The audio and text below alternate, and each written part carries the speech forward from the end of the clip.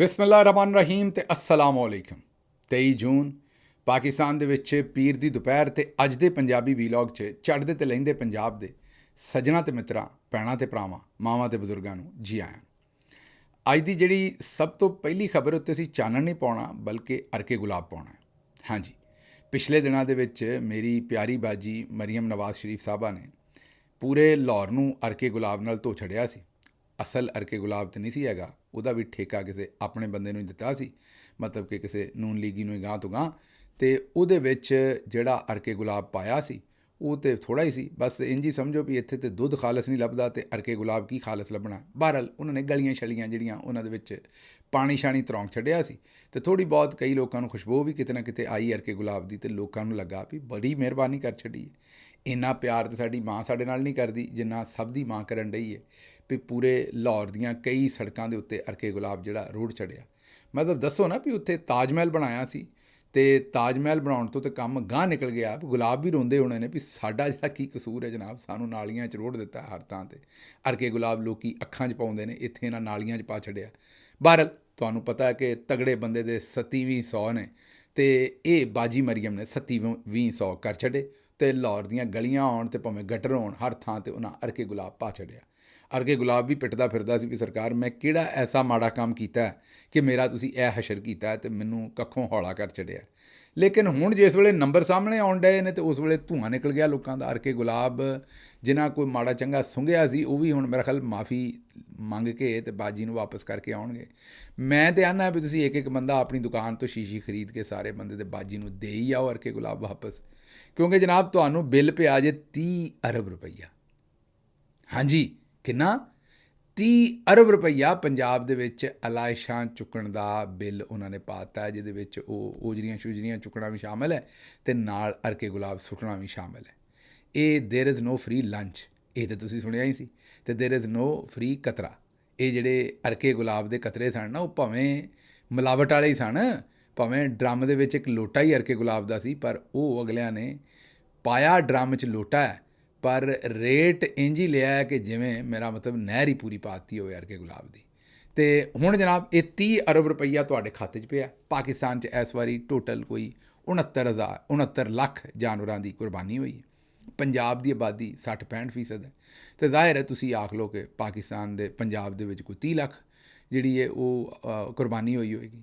ਅਗਰ 30 ਲੱਖ ਕੁਰਬਾਨੀ ਪੰਜਾਬ 'ਚ ਹੋਈ ਹੈ ਅਤੇ ਉਹਦੀ ਜ਼ਰਾ ਔਸਤ ਕੱਢ ਲਓ ਪੈਸਿਆਂ ਦੀ, ਅਤੇ ਇਸ ਹਿਸਾਬ ਨਾਲ ਤਾਂ ਬਾਜੀ ਨੇ ਜਿੰਨੇ ਦੇ ਅੱਧੇ ਜਾਨਵਰ ਬਣਦੇ ਨੇ ਉਨੇ ਦੇ ਬਾਜੀ ਨੇ ਸਿਰਫ ਓਜਰੀਆਂ ਹੀ ਚੁੱਕ ਲਈਆਂ ਨੇ। ਜੇ ਲੋਕਾਂ ਨੂੰ ਪਤਾ ਹੁੰਦਾ ਤਾਂ ਲੋਕ ਆਪਣਾ ਜਿਹੜਾ ਜਾਨਵਰ ਹੈ ਉਹਦੀ ਓਜਰੀ ਚੁੱਕ ਕੇ, ਅਗਰ 70,000 ਦਾ ਜਾਨਵਰ ਆਇਆ ਅਤੇ ਬਾਜੀ ਨੇ ਕੋਈ 25-30 ਹਜ਼ਾਰ ਰੁਪਈਆ ਫੀ ਓਜਰੀ ਚੁੱਕਣ 'ਤੇ ਹੀ ਲਾਤੇ ਨੇ, ਅਤੇ ਲੋਕ ਆਪੇ ਹੀ ਆਪਣੀ ਓਜਰੀ ਚੁੱਕ ਕੇ ਜਨਾਬ ਜਿੱਥੇ ਆਉਂਦੇ ਉੱਥੇ ਛੱਡ ਆਉਂਦੇ ਅਤੇ ਬਾਜੀ ਮਰੀਮ ਦੇ ਕੋਲ ਰਾਇਵੰਡ ਛੱਡ ਆਉਂਦੇ ਲੋਕ ਆਪਣੀ ਆਪਣੀ ਓਜਰੀ ਜਿਹੜੀ ਉਹਦੀ ਸੀ, ਮੇਰਾ ਮਤਲਬ ਹੈ ਕਿ ਅਲਾਇਸ਼ਾਂ ਜਿਹਨੂੰ ਕਹਿੰਦੇ ਨੇ, ਉਹ ਚੁੱਕ ਕੇ ਜਿੱਥੇ ਆਉਂਦੇ ਉੱਥੇ ਛੱਡ ਆਉਂਦੇ ਲੋਕ।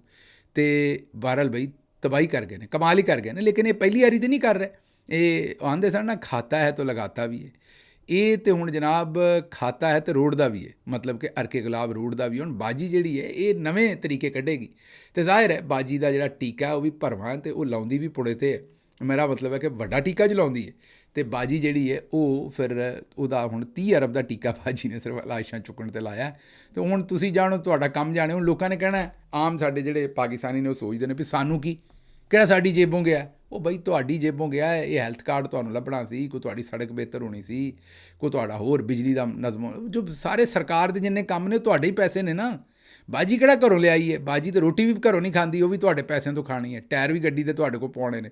ਬਾਜੀ ਦੇ ਨਾਲ ਜਿੰਨੀਆਂ ਆਹੋ ਨਹੀਂ ਆਹੋ ਵਾਲੀਆਂ ਉਹਨਾਂ ਦੀਆਂ ਐਨਕਾਂ ਹੀ ਬਦਲ ਗਈਆਂ ਨੇ। ਵੇਖੋ ਮੇਰਾ ਮਤਲਬ ਜਿੰਨੀਆਂ ਨੀਫਾਂ ਸ਼ੀਫਾਂ ਸਨ, ਜਿਹੜੀਆਂ ਆਉਂਦੀਆਂ ਸਨ ਅਸੀਂ 700 ਰੁਪਈਏ ਦਾ ਲਾਉਣ ਦਾ ਸੂਟ ਪਾਉਣੀਆਂ, 300 ਦਾ ਪਾਉਂਦੀਆਂ ਲਾਉਣ ਦਾ ਸੂਟ, ਉਹ ਹੁਣ ਮੇਰਾ ਮਤਲਬ ਹੈ ਕੰਮ ਹੀ ਬਦਲ ਗਏ ਨੇ ਉਹਨਾਂ ਨੂੰ। ਉਹਨਾਂ ਵਿਚਾਰੀਆਂ ਨੂੰ ਆਪ ਹੀ ਨਹੀਂ ਪਤਾ ਵੀ ਮੈਂ ਕੌਣ ਹੈ। ਅਤੇ ਮੈਂ ਕੀ ਆਖਾਂ, ਅਗਲੀਆਂ ਗੱਲਾਂ ਮੈਂ ਨਾ ਹੀ ਆਖਾਂ ਤਾਂ ਚੰਗੀ ਗੱਲ। ਅੱਛਾ ਜੀ, ਅੱਗੇ ਚੱਲਦੇ। ਅਗਲੀ ਖਬਰ ਜਿਹੜੀ ਹੈ ਉਹ ਇਸ ਤੋਂ ਵੀ ਭਾਰੀ ਹੈ, ਉਹ ਸੁਣੋਗੇ ਤਾਂ ਤੁਸੀਂ ਪਰੇਸ਼ਾਨ ਹੋ ਜਾਓਗੇ। ਉਹ ਖਬਰ ਹੈ ਕਿ ਪਾਰਲੀਮੈਂਟ ਦੇ ਵਿੱਚ ਨੂਨ ਲੀਗ ਦੇ ਰਹਿਨੁਮਾ ਨੂਰ ਮੁਹੰਮਦ ਦੁਮੜ, ਇਸ ਤਰ੍ਹਾਂ ਗੌਰ ਨਾਲ ਖਬਰ ਸੁਣਨੀ ਜੇ। ਵੈਸੇ ਕੀਤੀ ਬੜੀ ਜ਼ਿਆਦਤੀ ਹੈ ਨੂਰ ਮੁਹੰਮਦ ਦੁਮੜ ਸਾਹਿਬ ਨਾਲ, ਮੇਰੀ ਉਹਨਾਂ ਨਾਲ ਹਮਦਰਦੀ ਹੈ, ਲੇਕਿਨ ਸੁਣ ਲਓ। ਨੂਰ ਮੁਹੰਮਦ ਦੁੰਮੜ ਸਾਹਿਬ ਨਾਲ ਪਾਰਲੀਮੈਂਟ 'ਚ ਬਹੁਤ ਵੱਡੀ ਜ਼ੁਲਮ ਕਰ ਦਿੱਤਾ, ਜ਼ਿਆਦਤੀ ਕਰ ਦਿੱਤੀ, ਧੱਕਾ ਕਰ ਦਿੱਤੀ। ਉਹਨਾਂ ਹੁਣ ਜਿਰਗਾ ਬਣਾ ਲਿਆ ਤੇ ਉਹਨਾਂ ਆਖਿਆ ਜੀ ਕਿ ਮੈਨੂੰ ਇਹਦਾ ਇਨਸਾਫ ਦਿਓ, ਮੇਰੇ ਨਾਲ ਇਹ ਜ਼ੁਲਮ ਕੀਤਾ ਗਿਆ। ਤੇ ਉਹਨਾਂ ਇਹ ਵੀ ਆਖਿਆ ਕਿ ਪਾਰਲੀਮੈਂਟ ਦੀ ਜਿਹੜੀ CCTV ਫੁਟੇਜ ਹੈ ਨਾ, ਉਹਦਾ ਫੋਰੈਂਸਿਕ ਬੇੜਾ ਗਰਕ ਤੁਹਾਡਾ, ਉਹਦਾ ਫੋਰੈਂਸਿਕ ਕਰਵਾਓ ਉਹਨਾਂ ਨੇ ਕਿਹਾ। ਅੱਛਾ, ਹੁਣ ਤੁਸੀਂ ਸੋਚਦੇ ਹੋਗੇ ਪਾਰਲੀਮੈਂਟ 'ਚ ਕਿਹੜਾ ਐਸਾ ਧੱਕਾ ਹੋ ਗਿਆ ਜਿਹੜੀ ਉੱਥੇ CCTV ਫੁਟੇਜ ਹੈ ਉਹਦਾ ਫੋਰੈਂਸਿਕ ਕਰਵਾਉਣਾ ਹੈ। ਮੈਂ ਵੀ ਜਿਸ ਵੇਲੇ ਖਬਰ ਪੜ੍ਹੀ, ਸਾਡੇ ਰਿਸਰਚਰਾਂ ਨੇ ਲਿਆਂਦੀ, ਤੇ ਮੇਰਾ ਉਸ ਵੇਲੇ ਮੈਨੂੰ ਪਤਾ ਨਹੀਂ ਸੀ ਇਹ ਤੁਹਾਡੇ ਨਾਲ ਮੈਂ ਕਿਵੇਂ ਸ਼ੇਅਰ ਕਰਨੀ। ਯਕੀਨ ਕਰੋ ਮੈਂ ਇਹ ਖਬਰ ਪੜ੍ਹਨ ਤੋਂ ਪਹਿਲਾਂ ਵੀ ਹੱਸ ਰਿਹਾ ਸਾਂ, ਪੜ੍ਹਦਿਆਂ ਹੋਇਆਂ ਵੀ ਹੱਸ ਰਿਹਾ ਸਾਂ, ਅਤੇ ਇਹ ਮੈਂ ਖਬਰ ਦਿੰਦਿਆਂ ਹੋਇਆਂ ਵੀ ਮੈਂ ਤੁਹਾਡੇ ਨਾਲ ਜਿਹੜੀ ਨਾ ਜ਼ਿਆਦਤੀ ਕਰਦੇ ਰਹਿਣਾ, ਮਤਲਬ ਹੱਸਦੇ ਰਹਿਣਾ। ਮੈਨੂੰ ਪਤਾ ਇਟ ਡਜ਼ਨਟ ਲੁੱਕ ਨਾਈਸ। ਮੇਰਾ ਕੰਮ ਪ੍ਰੋਫੈਸ਼ਨਲੀ ਤੁਹਾਡੇ ਅੱਗੇ ਖਬਰ ਰੱਖਣਾ, ਅਤੇ ਇਹ ਜਿਹੜੇ ਮੈਂ ਦੰਦ ਕੱਢਣ ਡਿਆ ਕੋਈ ਬੰਦਿਆਂ ਵਾਲੀ ਗੱਲ ਤਾਂ ਨਹੀਂ ਹੈ। ਲੇਕਿਨ ਚਲੋ ਬਹਰਹਾਲ ਹੁਣ ਮੈਂ ਕੀ ਕਰਾਂ, ਇੱਕ ਇਨਸਾਨੀ ਇੱਕ ਮੇਰੇ ਵੀ ਜਜ਼ਬਾਤ ਨੇ ਉਹ ਬਾਹਰ ਆ ਰਹੇ ਨੇ ਉੱਬਲ ਕੇ। ਉਹਨਾਂ ਨੇ ਹੁਣ ਕਿਹਾ ਕਿ ਜੀ ਮੇਰੀ ਜਿਹੜੀ ਹੈ ਨਾ, ਉਹਨਾਂ ਨੇ ਕਿਹਾ ਕਿ ਮੇਰੀ ਜਿਹੜੀ ਵੀਡੀਓ ਵਾਇਰਲ ਕੀਤੀ ਗਈ ਹੈ ਉਹਦਾ ਫੋਰੈਂਸਿਕ ਐਨਾਲਿਸਿਸ ਕਰੋ, ਔਰ ਮੇਰੀ ਵੀਡੀਓ ਐਸ ਖਾਸ ਵੇਲੇ 'ਤੇ ਬਣਾਈ ਗਈ। ਇਹ ਉਹਨਾਂ ਨੇ ਇੱਥੋਂ ਤੱਕ ਨਹੀਂ ਰੁਕੇ, ਉਹਨਾਂ ਨੇ ਕਿਹਾ ਬਲੋਚਿਸਤਾਨ ਕਿਉਂਕਿ ਨਿੱਕਾ ਸੂਬਾ ਹੈ, ਉਹਦੇ ਨਾਲ ਜ਼ਿਆਦਤੀ ਕੀਤੀ ਗਈ ਹੈ। ਹੁਣ ਤੁਸੀਂ ਸੋਚਦੇ ਹੋਵੋਗੇ ਕਿ ਵੀਡੀਓ ਕਿਹੜੇ ਮਾਮਲੇ 'ਚ ਬਣੀ, ਕੀ ਕਰਨ ਡਏ ਸਨ, ਕਿਹੜਾ ਐਸਾ ਉਹਨਾਂ ਧਮਾਕਾ ਕਰ ਦਿੱਤਾ, ਜਾਂ ਕਿਹੜਾ ਐਸਾ ਕੰਮ ਕੀਤਾ ਉੱਥੇ ਪਾਰਲੀਮੈਂਟ 'ਚ ਬਹਿ ਕੇ ਜਿਹੜਾ ਉਹਨਾਂ ਦੀ ਵੀਡੀਓ ਬਣਾ ਦਿੱਤੀ। ਜਨਾਬ, ਉਹਨਾਂ ਦੀ ਵੀਡੀਓ, ਇਹ ਜਿਹੜੇ ਨੂਰ ਮੁਹੰਮਦ ਦੁੰਮੜ ਸਾਹਿਬ ਨੇ, ਇਹਨਾਂ ਨੇ ਨੱਕ 'ਚ ਉਂਗਲ ਪਾਈ ਸੀ। ਹੀ ਵਾਜ਼ ਪਿਕਿੰਗ ਹਿਜ਼ ਨੋਜ਼। ਉਹਨਾਂ ਨੱਕ 'ਚ ਉਂਗਲ ਪਾਈ ਸੀ ਅਤੇ ਉਹਨੂੰ ਜਨਾਬ ਘੁਮਾ ਰਹੇ ਸਨ। ਮਾਜ਼ਰਤ ਇਹ ਗੱਲ ਹੁਣ ਦੱਸਣੀ ਪੈਣੀ, ਉਹਦੀ ਵਜ੍ਹਾ ਹੈ ਕਿ ਹੁਣ ਖਬਰ ਹੈ ਕੀ ਕਰੀਏ। ਹੁਣ ਉਹਨਾਂ ਨੇ ਵੀ ਉਹ ਮਤਲਬ ਇਹ ਖਬਰ ਹੈ, ਨੱਕ 'ਚ ਉਂਗਲ ਪਾਉਣਾ ਖਬਰ ਨਹੀਂ। ਰੌਲਾ ਇਹ ਹੈ ਕਿ ਇਹਦੇ 'ਤੇ ਉਹਨਾਂ ਨੇ ਪਾਰਲੀਮੈਂਟ 'ਚ ਇhtਜਾਜ ਕੀਤਾ ਅਤੇ ਹੁਣ ਪਾਰਲੀਮੈਂਟ ਦੀ ਕਾਰਵਾਈ ਸ਼ਾਮਲ ਹੋ ਗਿਆ ਸਾਰਾ ਕੁਝ। CCTV ਫੁਟੇਜ ਦੀ ਫੋਰੈਂਸਿਕ ਮੰਗ ਰਹੇ ਨੇ ਉਹ, ਅਤੇ ਉਹ ਨੱਕ 'ਚ ਉਂਗਲ ਪਾ ਕੇ ਕਿਤੇ ਘੁਮਾਈ ਜਾਂਦੇ ਸਨ, ਪਤਾ ਨਹੀਂ ਕੀ ਕੱਢਣ ਡਏ ਸਨ ਉਹਦੇ 'ਚੋਂ ਨੱਕ 'ਚੋਂ। ਮੇਰੀ ਤਾਂ ਸਮਝ ਨਹੀਂ ਆ ਉਹਦੇ 'ਚੋਂ ਐਡਾ ਕਿਹੜਾ ਕੋਈ ਖਾਸ ਕੰਮ ਜਿਹੜਾ ਨਿਕਲਣਾ ਸੀ, ਪਰ ਲੱਗੇ ਸਨ ਉਹ। ਅਤੇ ਕਿਸੇ ਨੇ ਵੀਡੀਓ ਬਣਾ ਕੇ ਟਿਕਟੋਕ 'ਤੇ ਚੜ੍ਹਾਤੀ। ਇਹ ਟਿਕਟੋਕ ਵੀ ਬਹੁਤ ਬੁਰੀ ਹੈ। ਵਾਇਰਲ ਹੋਣ 'ਤੇ ਬਲੋਚਿਸਤਾਨ ਦੇ ਇੱਕ ਦੂਸਰੇ ਰਹਿਨੁਮਾ ਅਬਦੁਰ ਰਹਿਮਾਨ ਦੀ ਤਰ੍ਹਾਂ ਨੂਰ ਮੁਹੰਮਦ ਦੁੰਮੜ ਜਿਹੜੇ ਨੇ ਉਹ ਵੀ ਸਰਾਪਾ एहतजाज हो गए ਨੇ। ਨੂਰ ਮੁਹੰਮਦ दुम्मड़ साहब ने कहा कि मेरी नाक में उंगली थी, इस वक्त ऐवान में मेरी वीडियो बनाई गई, वीडियो की फ्रेंसिक का भरपूर मुतालबा। और ਨੂਰ ਮੁਹੰਮਦ ਸਾਹਿਬ को अकल ਨੂੰ ਹੱਥ ਮਾਰੋ, अकल ਨੂੰ ਹੱਥ ਮਾਰੋ। ਉਹ ਪਤਾ ਨਹੀਂ ਤੁਸੀਂ ਵੀਡੀਓ 'ਚ ਕਿੱਥੇ ਕਿੱਥੇ ਹੱਥ ਮਾਰਿਆ ਹੋਏਗਾ। ਪਹਿਲੀ ਗੱਲ ਤਾਂ ਹੁਣ ਅਗਰ ਮੇਰਾ ਵੀਰ ਹੈ ਫੋਰੈਂਸਿਕ ਹੋ ਗਈ ਤਾਂ ਉਹ ਸਾਰੀਆਂ ਸ਼ਾਵਾਂ ਬਾਹਰ ਆ ਜਾਣੀ। ਦੂਜਾ, ਉਹ ਜੀ ਕਰੇ ਫੋਰੈਂਸਿਕ ਕਰਨ ਵਾਲੇ ਵੀ ਬੜੇ ਔਂਤਰੇ ਜੇ, ਮੈਂ ਤੁਹਾਨੂੰ ਦੱਸਾਂ। ਉਹ ਆਖਣ ਅਸੀਂ ਨੱਕ ਦੇ ਵੀ ਵਿੱਚ ਬਹਿ ਕੇ ਫੋਰੈਂਸਿਕ ਕਰ।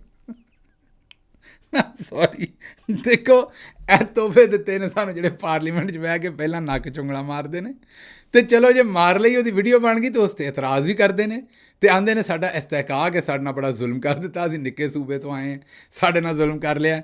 ਅੱਛਾ ਭਾਈ, ਤੁਹਾਡੇ ਨਾਲ ਨਹੀਂ ਆਉਣੀ ਚਾਹੀਦੀ ਜੀ ਇਹਨਾਂ ਦੀ ਵੀਡੀਓ, ਭਾਵੇਂ ਦੋਵੇਂ ਉਂਗਲਾਂ ਜੀ ਬਾਂਸਰੀ ਜੇ ਜਿਹਦੇ 'ਚ ਉਂਗਲਾਂ ਪਾ ਕੇ ਰੱਖਦੇ ਜੇ, ਮਤਲਬ ਭਾਵੇਂ ਦੋਵੇਂ ਆਪਣੀਆਂ ਨਾਸਾਂ ਦੇ ਵਿੱਚ, ਨਾਸਾਂ ਹੈ ਨੋਸਟਰਲਸ ਨੂੰ ਕਹਿੰਦੇ ਨੇ, ਦੋਵਾਂ 'ਚ ਉਂਗਲਾਂ ਪਾ ਲੈਣੇ ਜੀ, ਇਹਨਾਂ ਦੀ ਵੀਡੀਓ ਨਾ ਬਣਾਇਆ ਕਰੋ।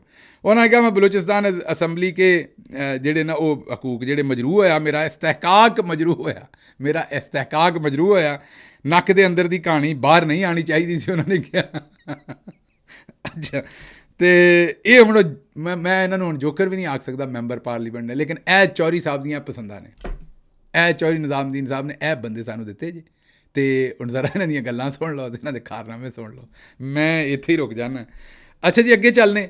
ਅਗਲੀ ਵੀ ਇਹੋ ਜਿਹੀ ਖਬਰ ਹੈ। ਮੁਸੱਦਕ ਮਲਕ ਸਾਹਿਬ, ਉਹਨਾਂ ਨੇ ਕਿਹਾ कि मैं ये साबित करने की कोशिश कर रहे हैं, TV ਤੇ ਬੈਠੇ ਕਹਿ ਰਹੇ ਸਨ ਕਿ ਡੋਨਲਡ ਟਰੰਪ ਅਮਨ ਦੀ ਕੋਸ਼ਿਸ਼ ਕਰ ਰਹੇ ਨੇ।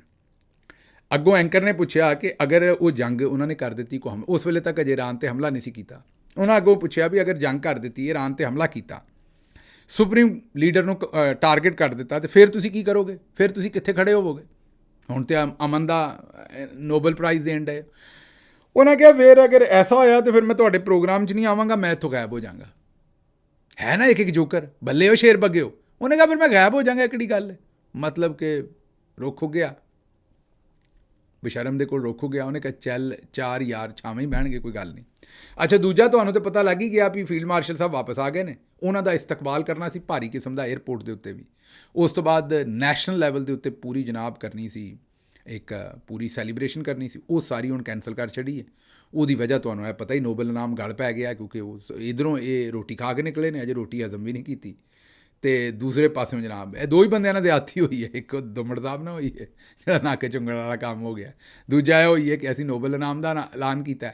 ਅਸੀਂ ਏਅਰਪੋਰਟ 'ਤੇ ਰਿਸੀਵਿੰਗ ਕਰਾਉਣੀ ਸੀ, ਬੜੀ ਜਨਾਬ ਫਾਤਿਹ ਹੋ ਕੇ ਵਾਪਸ ਆਏ ਸਾਂ ਅਤੇ ਉਹ ਇਹ ਰੌਲੇ ਬਣ ਗਏ ਨੇ। ਹੁਣ ਚੁੱਪ ਕਰਕੇ ਅਸੀਂ ਘਰ ਆ ਗਏ ਏਅਰਪੋਰਟ ਤੋਂ। ਉਹ ਜਿਹੜਾ ਸਾਰਾ ਜਸ਼ਨ ਸੀ ਉਹ ਵੀ ਅਸੀਂ ਰੋਲ ਬੈਕ ਕਰ ਦਿੱਤਾ। ਅਤੇ ਹੁਣ ਇਸ ਵੇਲੇ TV ਸਾਰੇ ਜਿਹੜੇ ਨੇ ਉਹਨਾਂ ਨੂੰ ਕਹਿ ਦਿੱਤਾ ਵੀ ਨੋਬਲ ਇਨਾਮ ਦਾ ਨਾਂ ਨਹੀਂ ਲੈਣਾ। ਅੱਜ ਕੱਲ੍ਹ ਛੇੜ ਬਣੀ ਹੈ ਸਾਡੀ, ਜਿਹੜਾ ਨੋਬਲ ਇਨਾਮ ਦਾ ਨਾਂ ਲੈਂਦਾ ਉਹਨੂੰ ਅਸੀਂ ਇੰਤਸ਼ਾਰੀ ਔਰ ਸ਼ਰਪਸੰਦ ਆਉਂਦੇ ਹਾਂ, ਉਹਦੇ ਪਿੱਛੇ ਚੜ੍ਹ ਜਾਂਦੇ ਲਾਠੀ ਲੈ ਕੇ। ਅਤੇ ਇਹ ਹੁਣ ਅੱਛਾ ਜੀ ਅਗਲੀ ਖਬਰ ਜ਼ਰਾ ਵੇਖ ਲਓ। ਇਹ ਇਸਾਕ ਡਾਰ ਸਾਹਿਬ ਨੇ ਇੱਕ ਟਵੀਟ ਕੀਤਾ ਸੀ। ਇਮਰਾਨ ਖਾਨ ਸਾਹਿਬ ਦੇ ਜ਼ਮਾਨੇ 'ਚ ਇੱਕ ਵਾਰੀ ਚੀਨੀ ਦੀ ਸ਼ਾਰਟੇਜ ਹੋਈ ਸੀ। ਸਾਰੇ ਟਾਈਮ ਇਹ ਰੇਟ ਨਹੀਂ ਸੀ, ਇੱਕ ਵਾਰੀ ਚੀਨੀ ਦੀ ਸ਼ਾਰਟੇਜ ਹੋਈ ਸੀ ਅਤੇ ਉਦੋਂ 85 ਰੁਪਏ ਤੇ 83 ਰੁਪਏ ਤੇ 83 ਰੁਪੀਜ਼ ਦੇ ਉੱਤੇ 83 ਤੇ ਵੀ ਨਹੀਂ ਸੀ ਅਸਲ ਦੇ ਵਿੱਚ। ਚੀਨੀ ਉਸ ਵੇਲੇ ਕੋਈ 70 ਰੁਪਏ ਸੀ, ਇਹ ਵਧਾ ਕੇ ਲਿਖ ਰਹੇ ਸਨ। 70 ਰੁਪਏ ਉਹਦਾ ਉਸ ਵੇਲੇ ਰੇਟ ਸੀ, ਲੇਕਿਨ ਉਹ ਵੀ ਜ਼ਿਆਦਾ ਸੀ, ਸਾਡੇ ਹਿਸਾਬ ਨਾਲ ਜ਼ਿਆਦਾ ਸੀ। ਬਾਅਦ 'ਚ ਕਾਰਵਾਈ ਕੀਤੀ ਸੀ, ਫਿਰ ਚੀਨੀ ਥੱਲੇ ਵੀ ਆਈ ਸੀ। ਇਹ 70 ਰੁਪਏ ਉਸ ਵੇਲੇ ਰੇਟ ਸੀ, ਇਹ ਚਲੋ 83 ਰੁਪਏ ਲਿਖ ਰਹੇ ਸਨ। ਇਹ ਇਸਾਕ ਡਾਰ ਸਾਹਿਬ ਨੇ ਕਿਹਾ ਸੀ ਕਿ ਰੋਜ਼ੇ ਦੀ ਹਾਲਤ 'ਚ ਕਈ ਘੰਟੇ ਤਪਦੀ ਧੁੱਪ 'ਚ ਖਲੋ ਕੇ ਸ਼ਨਾਖਤੀ ਕਾਰਡ ਵਿਖਾ ਕੇ 83 ਰੁਪਏ ਕਿਲੋ ਚੀਨੀ ਖਰੀਦਣ ਵਾਲੇ ਉਹ ਮੁਸਲਿਮ ਲੀਗ ਨੂਨ ਦੀ ਹਕੂਮਤ 'ਚ ਮਹੱਲੇ ਦੀ ਦੁਕਾਨ ਤੋਂ 52 ਰੁਪਏ ਕਿਲੋ ਚੀਨੀ ਮਿਲਦੀ ਸੀ। ਇਹ ਤੁਹਾਨੂੰ ਯਾਦ ਤਾਂ ਆਉਂਦੀ ਹੋਏਗੀ। ਇਹ ਇਸਾਕ ਡਾਰ ਸਾਹਿਬ ਨੇ ਉਦੋਂ ਟਵੀਟ ਕੀਤਾ ਸੀ। ਹੁਣ ਜ਼ਰਾ 2023, 2024, 2025 ਹੁਣ ਇਸ ਵੇਲੇ 205 ਰੁਪਏ ਦੀ ਕਿਲੋ ਚੀਨੀ ਜੇ। ਕੱਲ੍ਹ ਪਰਸੋਂ 190 ਸੀ, ਕੱਲ੍ਹ 195 ਅਤੇ ਅੱਜ 203 ਤੋਂ 205 ਰੁਪਏ ਚੀਨੀ ਵਿਕਣ ਡਈ ਜੇ ਕਿਲੋ। ਹਰ ਦਿਨ ਰੇਟ ਇੰਜ ਵੱਧਦਾ ਹੈ ਜਿਵੇਂ ਤੇਲ ਦੀਆਂ ਕੀਮਤਾਂ ਵੱਧਦੀਆਂ ਨੇ ਚੀਨੀ ਦਾ। ਉਹਦੀ ਵਜ੍ਹਾ 7.5 ਲੱਖ ਮੈਟਰਿਕ ਟਨ ਇਹਨਾਂ ਪਹਿਲਾਂ ਐਕਸਪੋਰਟ ਕੀਤੀ, ਉਹ 'ਚੋਂ ਮਾਲ ਬਣਾਇਆ, ਕਰਪਸ਼ਨ ਕੀਤੀ। ਹੁਣ 5 ਲੱਖ ਮੈਟਰਿਕ ਟਨ ਜਿਹੜੀ ਹੈ ਉਹ ਵਾਪਸ ਇੰਪੋਰਟ ਕਰ ਰਹੇ ਨੇ। ਉੱਥੋਂ ਪੈਸਾ ਬਣਾਉਣਗੇ, ਉੱਥੇ ਕਰਪਸ਼ਨ ਕਰਨਗੇ ਅਤੇ ਉਹਦੇ ਪੈਸੇ ਸਾਰੇ ਤੁਸੀਂ ਭਰੋਗੇ। ਇਸ ਵੇਲੇ ਉਹੀ ਚੀਨੀ ਜਿਹੜੀ ਇਮਰਾਨ ਖਾਨ ਨੂੰ ਤਾਨੇ ਦਿੰਦੇ ਸਨ ਜਦੋਂ 70 ਰੁਪਏ 'ਤੇ ਸੀ, ਉਦੋਂ 83 ਰੁਪਈਆਂ ਦੇ ਤਾਨੇ ਦਿੰਦੇ ਸਨ, ਅਤੇ ਹੁਣ ਇਸ ਵੇਲੇ 203, 205 ਰੁਪਏ ਦੀ ਉਹੀ ਕਿਲੋ ਚੀਨੀ। ਬਸ ਇਹ ਜ਼ਿਹਨ 'ਚ ਰੱਖਿਓ ਵੀ ਹੁਣ ਇਹ ਨਾ ਤੁਹਾਨੂੰ ਪਟਵਾਰੀ ਕੋਈ ਦੱਸਣਾ ਸ਼ੁਰੂ ਹੋ ਜਾਏ ਵੀ ਇਹ ਵਾਲੀ ਚੀਨੀ ਮਿੱਠੀ ਬਹੁਤੀ ਹੈ, ਉਨੀ ਮਿੱਠੀ ਹੈ, ਠੀਕ ਹੈ ਨਾ। ਅੱਛਾ ਜੀ ਅਗਲੀ ਖਬਰ ਜਿਹੜੀ ਤੁਹਾਡੇ ਸਾਹਮਣੇ ਰੱਖਣੀ, ਉਹ ਬਾਜੀ ਮਰੀਮ ਦਾ ਵੀ ਇੱਕ ਪੁਰਾਣਾ ਟਵੀਟ ਤੁਹਾਡੇ ਸਾਹਮਣੇ ਰੱਖਦੇ ਨੇ। बाजी मरियम ने उदों आख्या कि सिलेक्टर्स ने इतना साथ दिया, एड़ी चोटी का जोर लगा दिया, अपनी नौकरियां और इमेज ख़तरे में डाल दिया, मगर नाकामी पर नाकामी, शर्मिंदगी पर शर्मिंदगी। आप का ले पालक डूब रहा है मगर आपको साथ लेकर डूब रहा है। फ़ौज के अदारे को इस वोट चोर, आटा चोर, चीनी चोर, मुल्क की तरक्की चोर और फ़ौज की हुरमत चोरी से बचाएं। ये बाजी ने ट्वीट तो किसी होर ही किया, लेकिन बाजी जिहड़ी है वो है बड़ी कर्मां वाली है। ਅੱਜ ਕੋਈ ਇੱਕ ਲਫ਼ਜ਼ ਐਸਾ ਨਹੀਂ ਜਿਹੜਾ ਬਾਜੀ ਦੇ ਉੱਤੇ ਫਿੱਟ ਨਾ ਹੁੰਦਾ ਹੋਵੇ। ਲੱਗਦਾ ਇਹੀ ਸੀ ਕਿ ਬਾਜੀ ਨੇ ਆਪਣੇ ਆਸਤੇ ਕੀਤਾ ਸੀ, ਅਤੇ ਹੁਣ ਇਹ ਵੀ ਜਾਪਣ ਡਿਆ ਸਾਨੂੰ ਕਿ ਬਾਜੀ ਨੂੰ ਹੀ ਉਹਨਾਂ ਨੇ ਕੁਰਬਾਨ ਕਰਨ ਦਾ ਫੈਸਲਾ ਕਰ ਲਿਆ। ਕਿਉਂਕਿ ਅਨਸਾਰ ਅਬਾਸੀ ਸਾਹਿਬ ਕੋਲੋਂ ਉਹਨਾਂ ਖਬਰ ਕਰਾਤੀ ਹੈ ਕਿ ਮਰੀਮ ਸਾਹਿਬਾ ਨੇ ਅਤੇ ਪੰਜਾਬ ਹਕੂਮਤ ਨੇ 10 ਖਰਬ ਰੁਪਈਏ ਦੀ, ਅਰਬ ਨਹੀਂ ਖਰਬ ਰੁਪਈਏ ਦੀ ਕਰਪਸ਼ਨ ਜਿਹੜੀ ਹੈ ਉਹ ਪੰਜਾਬ 'ਚ ਕੀਤੀ ਹੈ ਜਾਂ ਨਹੀਂ, ਜਾਂ ਕਿੰਨੇ ਦੀ ਕੀਤੀ ਹੈ, ਇਹਨੂੰ ਪਾਸੇ 'ਤੇ ਰੱਖੋ। ਅਗਲਿਆਂ ਨੇ ਖਬਰ ਲਵਾਤੀ ਅਨਸਾਰ ਅਬਾਸੀ ਸਾਹਿਬ ਕੋਲ, ਇੱਥੋਂ ਤੁਸੀਂ ਸਮਝ ਲਓ ਵੀ ਹੁਣ ਸਾਡੇ ਜਿਹੜੇ ਜਨਰਲ ਸਾਹਿਬਾਨ ਨੇ ਉਹਨਾਂ ਦਾ ਮੂਡ ਅਗਲਾ ਕੀ ਬਣ ਗਿਆ। ਅੱਛਾ ਜੀ ਅਗਲੀ ਖਬਰ ਜਿਹੜੀ ਹੈ ਉਹ ਸਾਡੇ DG ISPR ਸਾਹਿਬ ਨੇ ਬਿਆਨ ਦਿੱਤਾ ਹੈ। ਉਹਨਾਂ ਕਿਹਾ ਤਮਾਮ ਪਾਕਿਸਤਾਨੀ ਬਰਾਬਰ ਨੇ। ਹੁਣ ਇਹ DG ਸਾਹਿਬ ਧੱਕਾ ਕਰਨ ਡਏ ਨੇ, ਇਹ ਮਾੜਾ ਕੰਮ ਕਰਦੇ ਨੇ। ਵੇਖੋ ਗੱਲ ਇਹ ਹੈ ਕਿ ਪਹਿਲਾਂ ਤੁਸੀਂ ਲੋਕਾਂ ਨੂੰ ਵਰਗਲਾਉਂਦੇ ਹੋ, ਆਂਦੇ ਹੋ ਸਾਰੇ ਬਰਾਬਰ ਨੇ, ਬਰਾਬਰ ਉਹ ਸਮਝ ਕੇ ਤੁਹਾਡੇ ਕੋਲ ਸਵਾਲ ਪੁੱਛ ਪੈਂਦੇ ਨੇ, ਕੋਈ ਤਨਕੀਦ ਕਰ ਪੈਂਦੇ ਨੇ, ਕੋਈ ਗੱਲ ਕਰ ਪੈਂਦੇ ਨੇ, ਫਿਰ ਚੁੱਕ ਲੈਂਦੇ ਹੋ, ਫਿਰ ਡਾਲੇ ਘੱਲ ਦਿੰਦੇ ਹੋ। ਮੇਰਾ ਮਤਲਬ ਹੈ ਕਿ ਹੁਣ ਦੱਸੋ ਕਿਹੜਾ ਪਾਕਿਸਤਾਨੀ ਜਿਹੜਾ ਰਿਟਾਇਰ ਹੁੰਦਾ ਹੈ ਤਾਂ ਉਹਨੂੰ ਮੁਰੱਬਿਆਂ ਦੇ ਮੁਰੱਬੇ ਜ਼ਮੀਨਾਂ ਮਿਲਦੀਆਂ ਨੇ। ਮਤਲਬ ਕਮ ਅਜ਼ ਕਮ ਕੋਈ 50 ਅਰਬ ਰੁਪਈਏ ਦੀ ਜ਼ਮੀਨ ਰਾਹੀਲ ਸ਼ਰੀਫ ਸਾਹਿਬ ਨੂੰ ਮਿਲੀ। ਕਿੰਨੇ ਦੀ? 50 ਅਰਬ ਰੁਪਈਏ ਦੀ। ਇਹ ਤੁਹਾਨੂੰ ਲੱਗਦਾ ਹੋਏਗਾ, ਲੇਕਿਨ ਇਹ ਬਰਕੀ ਜਿਹੜਾ ਉੱਤੇ ਬਾਰਡਰ ਦੇ ਨਾਲ ਬਰਕੀ ਦਾ ਇਲਾਕਾ ਹੈ, ਲਾਹੌਰ ਦੇ ਉੱਤਲੇ ਪਾਸੇ DHA ਦੇ ਉੱਤੇ ਬਰਕੀ, ਉੱਥੇ ਇਹ ਜ਼ਮੀਨ ਜੀ ਉਹਨਾਂ ਦੀ ਜ਼ਮੀਨ ਜਿਹੜੀ ਉਹਨਾਂ ਨੂੰ ਲੱਭੀ ਸੀ, ਉਹ ਜ਼ਮੀਨ ਜਿਹੜੀ ਹੈ ਉਹ ਤਾਂ ਹੈ ਸੀ ਜ਼ਾਹਿਰ ਜ਼ਰਈ ਜ਼ਮੀਨ ਸੀ, ਅਤੇ ਉਹਨੂੰ ਸਕਨੀ ਕਰਵਾਤਾ। ਸਕਨੀ ਜਿੱਥੇ ਰਿਹਾਇਸ਼ ਵੀ ਹੋ ਸਕੇ, ਜਿੱਥੇ ਕੋਈ ਹੋਰ ਕਾਰੋਬਾਰ ਵੀ ਹੋ ਸਕੇ। ਉਹਨੂੰ ਗ੍ਰੀਨ ਤੋਂ ਜੋ ਵੀ ਕਹਿਣਾ ਉਹਨੂੰ, ਮੈਂ ਤਾਂ ਐਕਸਪਰਟ ਨਹੀਂ ਹੈਗਾ, ਪਰ ਗ੍ਰੀਨ ਤੋਂ ਮਤਲਬ ਐਗਰੀਕਲਚਰ ਤੋਂ ਉਹਨੂੰ ਬਦਲ ਦਿੱਤਾ। ਉਹ ਹੁਣ 50 ਅਰਬ ਵੀ ਸ਼ਾਇਦ ਮੈਂ ਘੱਟ ਕਹਿਣ ਡਿਆ। ਹੁਣ ਮੈਨੂੰ ਦੱਸੋ ਕਿੱਥੋਂ ਸਾਰੇ ਪਾਕਿਸਤਾਨੀ ਬਰਾਬਰ ਨੇ?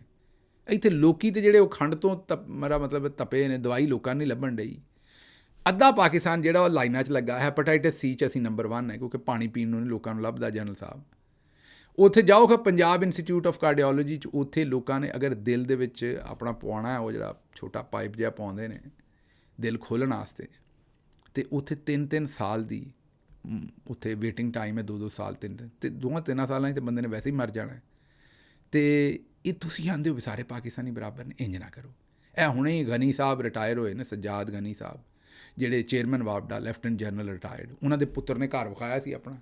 ਸਰਕਾਰ ਜਿਹੋ ਜਿਹਾ ਘਰ ਉਹਨਾਂ ਦਾ, ਜਿਹੋ ਜਿਹਾ ਤੁਸੀਂ ਲੈਣਾ ਕੱਲ੍ਹ ਨੂੰ, ਜਿਸ ਵੇਲੇ ਰਿਟਾਇਰ ਹੋਣਾ, ਬਲਕਿ ਲੈ ਚੁੱਕੇ ਹੋਗੇ। ਸਾਰੇ ਪਾਕਿਸਤਾਨੀ ਕਿੱਥੋਂ ਬਰਾਬਰ ਨੇ? ਨਾ ਇੰਜ ਕਰੋ। ਜਿਹੜੇ ਪਾਕਿਸਤਾਨੀ ਬਰਾਬਰ ਮਤਲਬ ਰਿਟਾਇਰ ਹੁੰਦੇ ਨੇ, ਕਿ ਸਾਰਿਆਂ ਨੂੰ ਇਹੋ ਜਿਹੀਆਂ ਨੌਕਰੀਆਂ ਲੱਭਦੀਆਂ ਨੇ ਜਿਹੋ ਜਿਹੀਆਂ ਤੁਹਾਡੇ ਸੱਜਣਾ ਬੇਲੀਆਂ ਨੂੰ ਨਾਲ ਵਾਲਿਆਂ ਨੂੰ ਲੱਭਦੀਆਂ ਨੇ। ਅਤੇ ਇਸ ਲਈ ਲੋਕਾਂ ਨੂੰ ਨਾ ਵਰਗਲਾਓ ਮਿਹਰਬਾਨੀ ਕਰਕੇ। ਬਰਾਬਰ ਕੋਈ ਨਹੀਂ ਹੈਗੇ, ਤੁਸੀਂ ਆ ਲਾਓ ਜਨਾਬ, ਮੰਨ ਲੈਂਦੇ, ਅਸੀਂ ਮਾੜੇ ਹਾਂ ਬਾਕੀ ਸਾਰੇ। ਇਹ ਜਦੋਂ ਤੁਸੀਂ ਐਵੇਂ ਹੀ ਇਹ ਗੱਲਾਂ ਐਵੇਂ ਮੇਰਾ ਮਤਲਬ ਢਕੋਸਲੇ ਦਿੰਦੇ ਜੇ, ਉਸ ਤੋਂ ਬਾਅਦ ਬੰਦੇ ਇਹਨਾਂ ਗੱਲਾਂ ਨੂੰ ਸੱਚ ਸਮਝ ਲੈਂਦੇ ਨੇ, ਫਿਰ ਸਵਾਲ ਪੁੱਛ ਬੈਠਦੇ ਨੇ, ਫਿਰ ਕਟਾਪਾ ਫਿਰਦਾ।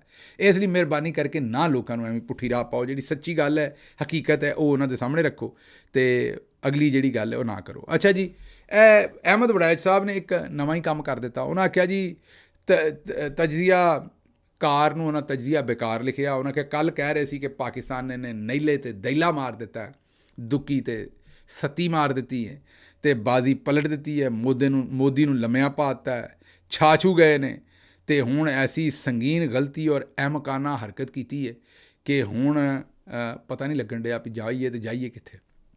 ਉਹਨਾਂ ਕਿਹਾ ਇਹ ਜਿਹੜਾ ਨੋਬਲ ਵਾਲਾ ਕੰਮ ਹੈ, ਉਹਨਾਂ ਕਿਹਾ ਜੀ ਹੁਣ ਅੱਗੇ ਕੀ ਕਰਨਾ ਹੈ? ਵੈਸੇ ਕਿ ਨੇਤਨਯਾਹੂ ਨੂੰ ਤਾਂ ਨਹੀਂ ਕਿਤੇ ਨਾਮਜ਼ਦ ਕਰ ਦਿਓਗੇ ਗਾਂ?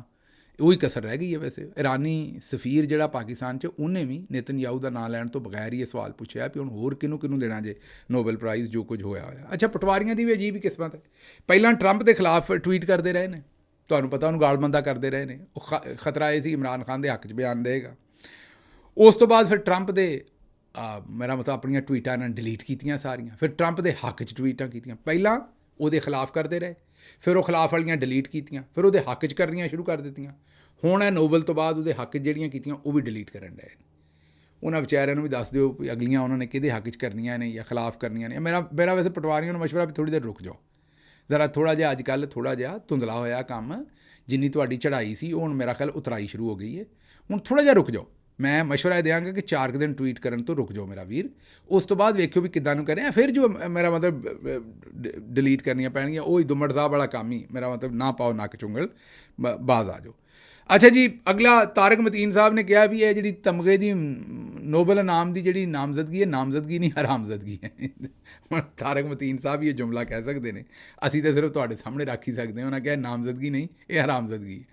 ਅਤੇ ਉਸ ਤੋਂ ਬਾਅਦ ਉਹਨਾਂ ਨੇ ਅੱਗੋਂ ਇੱਕ ਹੋਰ ਤਜਜ਼ੀਆ, ਉਹ ਤਜਜ਼ੀਆ ਇਹ ਜੀ ਕਿ ਟਰੰਪ ਨੂੰ ਅਮਨ ਦੇ ਸਫੀਰ ਦਾ ਅਗਰ ਨੋਬਲ ਇਨਾਮ ਨਹੀਂ ਵੀ ਮਿਲਦਾ ਤਾਂ ਪਾਕਿਸਤਾਨ ਦੇ ਵਿੱਚ ਤਾਂ ਤਮਗੇ ਹੀ ਤਮਗੇ ਨੇ। ਕਿੰਨੇ ਤਮਗੇ ਨੇ ਸਾਡੇ ਕੋਲ? ਅਸੀਂ ਬੇਸ਼ੱਕ ਤਮਗਾ ਸ਼ੁਜਾਤ, ਤਮਗਾ ਇਮਤਿਆਜ਼, ਤਮਗਾ ਬਸਾਲਤ, ਜਿਹੜਾ ਮਰਜ਼ੀ ਜਾਈਏ। ਇਹ ਤੁਸੀਂ ਵੇਖਿਆ ਨਹੀਂ ਉਹ ਜਿਹੜੇ ਪਰਾਤਾਂ ਚੱਕਣ ਵਾਲੇ ਸੀ, ਆਪਣੇ ਸੁਰਵਰਦੀ ਸਾਹਿਬ ਵਰਗੇ ਭਰਾ, ਆਪਣੇ ਕਿਹੜੇ ਕਿਹੜੇ ਉਹਨਾਂ ਦੇ ਮਾਸ਼ਾਅੱਲਾ ਤੁਸੀਂ ਦੇਖਿਆ ਵੀ ਕਿਹੜੇ ਕਿਹੜੇ ਮੂੰਹ ਨੇ।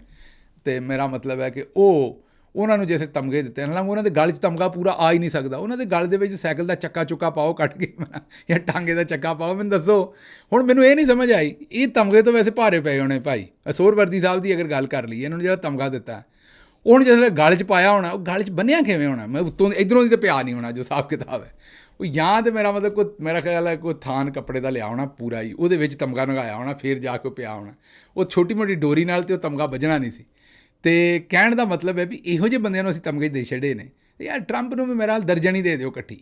ਉਹ ਕਈ ਵਾਰੀ ਥੋਕ ਦੀ ਮਾਰਕੀਟ ਜਾਈਦਾ, ਬਾਹਰੋਂ ਇੱਕ ਸ਼ਹਿਰ ਵਿੱਚ ਥੋਕ ਦੀ ਮਾਰਕੀਟ 3 ਦਰਜਨਾਂ ਇਕੱਠੀਆਂ ਹੀ ਪੈਕ ਹੁੰਦੀਆਂ ਨੇ। ਮੈਂ ਤਾਂ ਨਾ ਉਹ ਦਰਜਨਾਂ ਹੀ ਚੁਕਾ ਦਿਓ, 3-4 ਜਿਹੜੀਆਂ ਨੇ ਟਰੰਪ ਸਾਹਿਬ ਨੂੰ ਲਾ ਦਿਓ ਤਮਗੇ, ਮਤਲਬ ਉਹਨਾਂ ਦੀ ਛਾਤੀ ਭਰ ਦਿਓ ਲਾ ਕੇ ਤਮਗੇ, ਉਹਨਾਂ ਨੂੰ ਪਤਾ ਲੱਗੇ ਵੀ ਕਿ ਮੇਰਾ ਨਿਸਰੇ ਬੰਦੇ ਨੇ ਇੱਕ ਵਾਰ।